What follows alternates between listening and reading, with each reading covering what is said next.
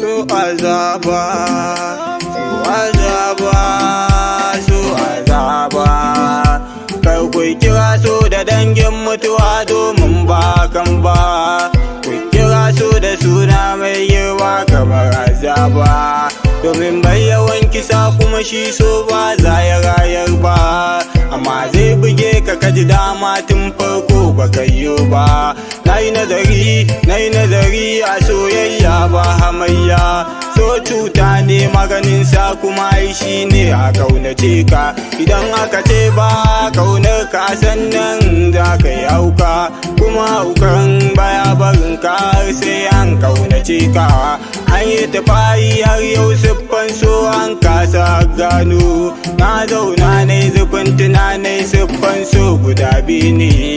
Ka samare ta zo manna da siffofin yan mata ne, su yan mata ta je masa kyawawan samarai ne.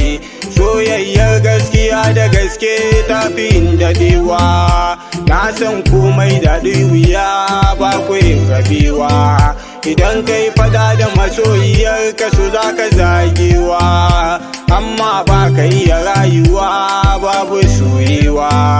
So ke sanyar da mai kudi yayyake shiruwa, so ke sanyar da kyakkyawa ta yi kokawa, so ke sanyar da jarumi ya faduwa, so ke sanyar da duniya ta yi juyawa.